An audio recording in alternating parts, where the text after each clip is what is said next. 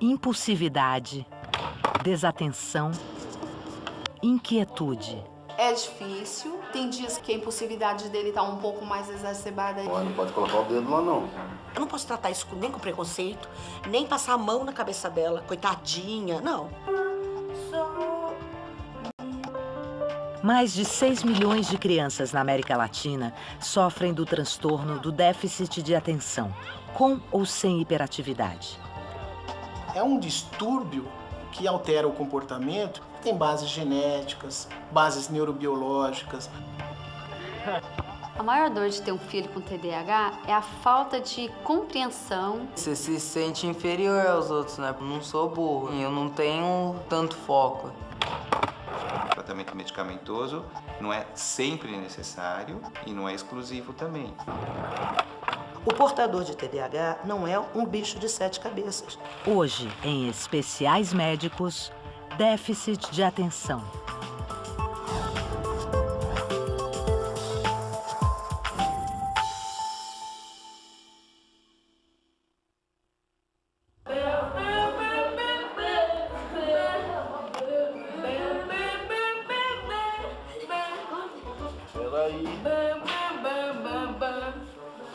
De pequeno, o Diego já apresentou ser uma criança muito agitada, muitas vezes distraída, olho muito vivo, ria muito, queria sempre estar com um brinquedinho na mão, sempre muito agitado. Andou muito cedo, falou muito cedo, andou de bicicleta muito cedo. Sim. Vem comprar nossa equipe de volta. Não deixava ninguém quieto. Calma. Tinha muita insônia desde pequenininho, dormia muito pouco. Para a escola ficou impossível. Ele interrompia a aula várias vezes, ele tinha a necessidade de sair da sala, então ele pedia várias vezes, posso tomar água, posso ir ao banheiro? Nossa! Porque ele não aguentava ficar em sala de aula, devido à agitação dele. Uma hora você vai ter que morrer. Mas tem que ser fácil assim? Não sei, o jogo é seu. Quando eu não faço as lições, as pessoas falam que é preguiça, porque todo mundo me odeia. É? Eu fico com preguiça de fazer, aí eu fico pensando em outra coisa. Quando eu não consigo entender e não consigo fazer, aí eu fico sem fazer. Aí fica sem nada pra eu fazer. E eu ficava muito chateada, eu me trancava no quarto, eu chorava muito, falava, por quê? Né?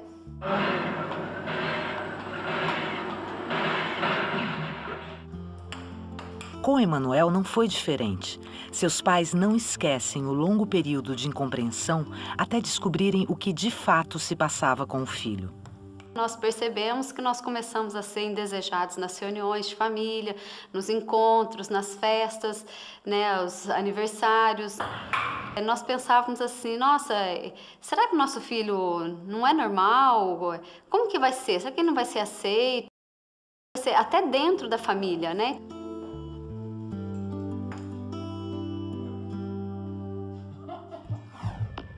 O transtorno do déficit de atenção está relacionado à alteração do funcionamento do córtex pré-frontal, região do cérebro responsável por orientar a capacidade de socialização e inibir comportamentos impulsivos através da razão e do julgamento. A memória curta e a concentração também são comandadas por essa área do cérebro. Em uma pessoa que sofre desse transtorno, os neurônios do córtex pré-frontal são menos ativados do que o normal. A gente não nasce pronto. Formam-se sinapses, formam-se caminhos melhores ou piores para as vias neuronais. Nos indivíduos que têm déficit de atenção e hiperatividade, isso acontece mais atrasado. Então, a área pré-frontal, que vai permitir um autocontrole, ele planejar o tempo, ele observar o outro se ele está fazendo uma coisa que o outro gosta, vai atrasar e ele vai se comportar como uma criança mais imatura. Não menos inteligente, mas mais imatura. É importante também para a memória curta, que a gente chama memória de trabalho, memória operacional, e que, por exemplo, quando eu estou lendo um texto, eu tenho que guardar o primeiro parágrafo desse texto na minha cabeça para entender o quinto. Mesmo se eu sentasse lá, a apostila na minha frente, eu não conseguia ler. Um dia ele falou para mim, pai, eu não consigo, pai, eu não consigo. Dói o coração da gente, né? E a escola sempre foi, assim, o local mais difícil, porque é o local que tem que socializar melhor, é o local que ele tem que ficar sentado, é o local que ele tem que se concentrar, é o local que ele tem que seguir mais regras. Além do déficit de atenção, Emanuel e Diego têm que conviver com outro sintoma comum nos pacientes que sofrem desse transtorno: a hiperatividade. Você pode ter pessoas apenas hiperativas, pessoas apenas distraídas, desatentas, ou os dois. Eventualmente tem o predomínio da hiperatividade ou o predomínio da desatenção, mas você pode ter as três situações. Então, só desatenção, só hiperatividade ou as duas coisas combinadas. O caso de Helena é de déficit de atenção sem hiperatividade. Helena era um pouquinho desligada, né? Parecia que ela estava sempre no mundinho dela, no mundo da lua, sonhadora, e muito tranquila. E quando começou a escola, quando ela já começou, já numa fase de maiores exigências, eu percebia que ela demorava muito para acabar a lição. Minha mãe sempre achava que eu era muito desatenta e eu era mesmo. Eu não conseguia muito bem aprender. Eu até pensava que aquilo podia ser normal, mas assim, eu confesso que às vezes eu me sentia diferente. Não me concentrava na matéria, eu vivia esquecendo as coisas. Meu quarto foi sempre uma desordem, tudo era desarrumado. Eu vivia esquecendo o agasalho na escola. Começou a ter conflitos. Presta atenção, eu tô falando com você, você não presta atenção. Mas desatenção, agitação, comportamento inadequado podem ter inúmeras causas e estar presentes em diferentes momentos no dia a dia e na vida da criança. As pessoas que não conhecem o que é conviver com uma criança que tem TDAH, ela vai achar que aquela criança é mal educada, que os pais não dão limite, que os pais não dão educação, que é uma criança rebelde e que eu não quero aquela companhia para o meu filho. Então, como ter certeza de que estamos diante de um caso de déficit de atenção? Seja com ou sem hiperatividade.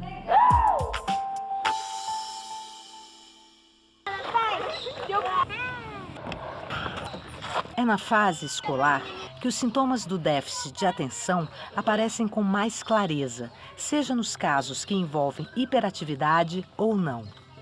Mas como ter um diagnóstico preciso? Você usa um questionário que nós temos, baseado das doenças médicas neuropsiquiátricas, e que você tem uma lista de sintomas de atenção, uma lista de sintomas de hiperatividade. E esses sintomas, não basta eles ocorrerem, tem que ocorrer há pelo menos 6 meses. Ocorram em pelo menos 2 locais, não adianta aquela criança que a mãe fala acontece em casa só e na escola não, provavelmente é falta de limites. O erro comum das pessoas é falar, não, meu filho não tem isso porque na hora que ele está na televisão, naquele programa que ele gosta, ele está assistindo com a extrema atenção, então não afasta o diagnóstico. Precisa ver na situação de rotina.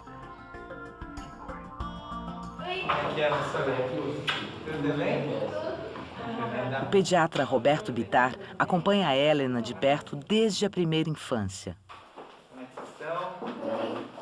A Helena é uma criança que, desde os 4 anos na escola, a professora já notava um ritmo um pouquinho mais lento dela. Mas ela estava funcionando bem, ela conseguia executar as atividades sempre num ritmo um pouquinho mais devagar. Aos 12 anos, Helena foi diagnosticada com déficit de atenção. Eu fiquei com medo. No primeiro momento eu fiquei com medo. E aí a solidão para tratar do assunto. Eu vim para minha família que não acolheu bem esse diagnóstico, tá? Dizendo que eu estava exagerada, que eu estava procurando, tanto que eu procurei que eu encontrei uma doença, que o problema estava mais comigo, na minha ansiedade. Porque da parte do meu avô diziam que isso era besteira, que isso era invenção, que imagina que isso não era problema. E minha mãe dizia que não, que tinha que tratar e ela me apoiou muito. Coisa assim que você nota, você tá mais irritada. Me foi questionado em família se a escola não era adequada para ela e que eu procurasse algo mais próximo das características dela. Isso me incomodava. trocar a escola porque ela não atende. Eu queria entender o porquê. Tanto que eu cheguei e fui muito objetiva com a orientadora. Escute, a Helena tem condições de continuar aqui ou eu preciso procurar uma escola mais suave? A questão está na outra folha. Questões 4. Quantas questões tem na prova? Vamos verificar. Helena permaneceu no mesmo colégio e passou a receber atenção extra, enquanto também buscava o melhor tratamento.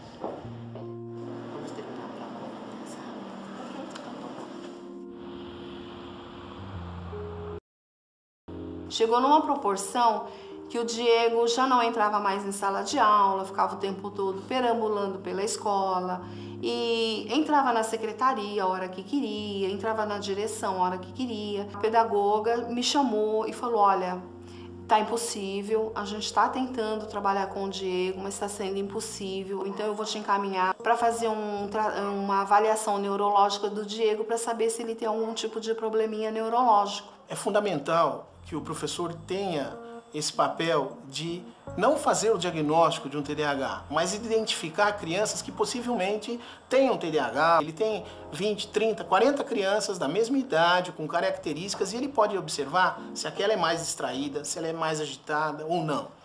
Ele, identificando isso, ele comunica aos familiares, ele não está fazendo o diagnóstico, ele é um aliado da família. Avaliado por uma neurologista, Diego finalmente foi diagnosticado. E a neurologista me chamou e falou, Fátima, o que o Diego tem é TDAH, que é o hiperativo com déficit de atenção e isso precisa ser tratado. Errado e continuar. Fátima encontrou o suporte de que necessitava no NANI, Núcleo de Atendimento Neuropsicológico Infantil, um centro de pesquisa ligado à Universidade de São Paulo. 2, 3, 4. Parabéns, porque muitos comportamentos você melhorou. Então nós temos médicos neurologistas, médicos psiquiatras, pediatras e profissionais da área de saúde, como psicólogos, especializados nessa testagem, que a gente chama de neuropsicólogos, psicopedagogos, fonoaudiólogos. Então é um grupo grande que tem essa característica da gente cruzar o conhecimento dessas várias áreas para ter uma postura, uma posição, uma interface junto à família, à escola, de uma maneira comum, conjunta. Eu peguei feio com ele. Mas a gente tem que pensar que assim, é uma criança, só que antes ele tentava, errava e continuava. Hoje a gente mostra para ele, olha, você errou. Vamos mudar aqui. Então você vê que às vezes você tem alguns cuidados na hora de falar algumas coisas que são tão simples. E que eles falam também com uma naturalidade que é isso aí mesmo, e acabou, né? Progressos que a gente tá vendo que deixa a gente feliz. Eu tô até emocionada de falar. Vamos lá. Eu vou ler pra vocês as historinhas e depois vocês vão precisar me ajudar a resolver esse problema. As tintas sim são felizes, comentavam os outros lábios. Utilizamos técnicas cognitivas comportamentais. Então, como que essa criança, diante de um problema, pode pensar para resolver e avaliar as consequências que ela vai ter diante da escolha de um comportamento. O que você acha que os lábios podem fazer para eles voltarem a trabalhar? O que a gente vai fazer para que eles possam voltar a trabalhar? E o projeto, ele envolve desde a família até a criança. Então, toda sessão os pais participam com a gente, aproximadamente 40 minutos, e as crianças aproximadamente 50 minutos a 1 hora. No NANI, Diego deu início ao tratamento que combina sessões semanais de terapia comportamental e medicamentos. O tratamento medicamentoso, ele é o principal, porque você tem uma coisa química, é quase colocar um óculos em algumas pessoas.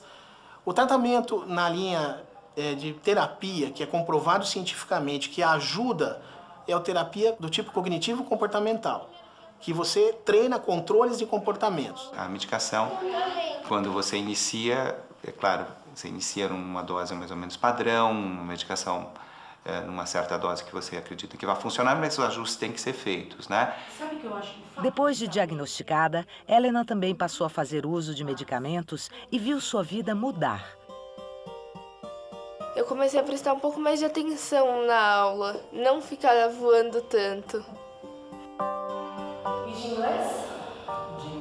Emanuel tem 13 anos e toma medicamento há 6. Sua mãe guarda com carinho as lembranças do dia em que o filho reagiu ao tratamento pela primeira vez. Ele tinha tomado medicamento, ele chegou em casa, fez a liçãozinha dele, fez a redação, fez um desenho. Eu já estava achando aquilo tudo muito estranho, estava muito quieto, muito tranquilo. E a hora que ele terminou tudo, ele olhou para mim e disse assim: eu descobri que eu não sou burro.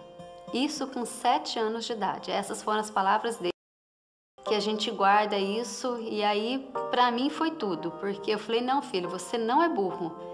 E daqui para frente a sua vida vai melhorar muito. O tratamento de Emanuel combina medicamentos com a terapia comportamental. Tem que deixar claro que o tratamento medicamentoso não é sempre necessário e não é exclusivo também. A gente fala assim que só a terapia não resolve, só o medicamento também não resolve. Precisa de medicamento, terapia e um envolvimento total da família e de todos que convivem com ele, né? Crianças que sofrem do déficit de atenção, com ou sem hiperatividade, e que não recebem assistência e tratamento adequados, têm grandes chances de levar esse distúrbio para a idade adulta. Quando você faz o tratamento adequado, ela tem uma chance maior de sucesso. Por quê?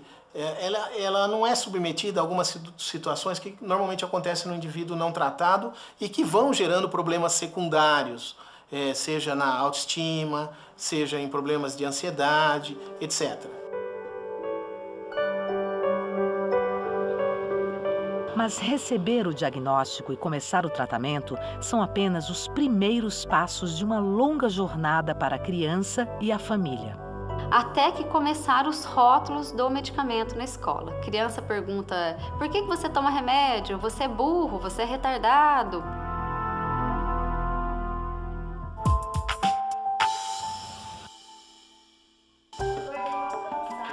Diego, Emanuel e Helena estão entre os mais de 6 milhões de casos registrados na América Latina de crianças com transtorno do déficit de atenção, acompanhados ou não da hiperatividade.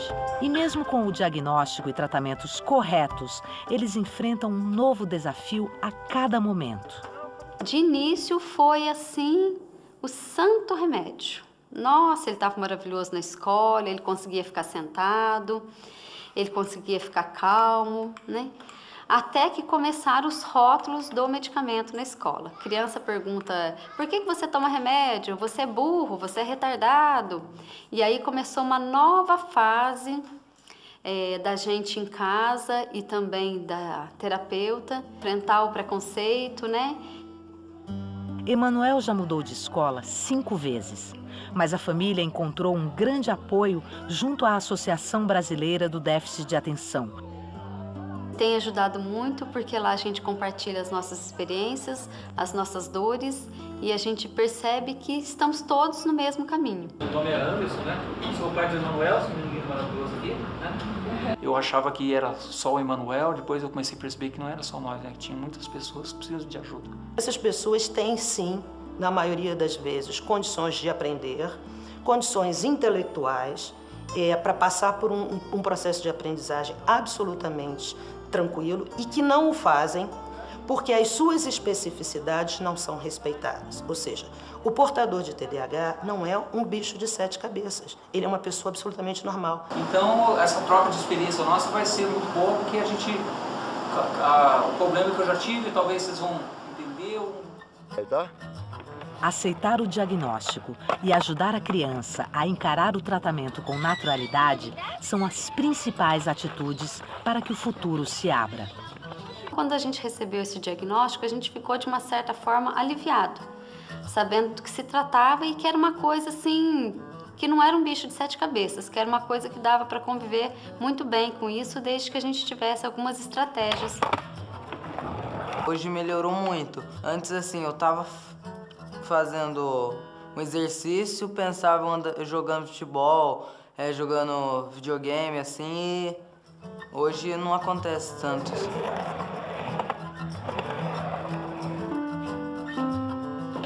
Qual que é o Depois que comecei a tratar, eu fiquei, assim, mais atenta e um pouco mais, assim, menos de esquecer agenda e casaco. Deixa eu ver se eu faço uma maldade com a minha mãe aqui. As mudanças são visíveis do antes e do depois. Ele está muito mais calmo, muito mais centrado, tem se concentrado melhor. Isso para mim foi, assim, uma compensação enorme. Percebi uma coisa. Quando ele roda um botãozinho, a câmera dá um zoom e volta.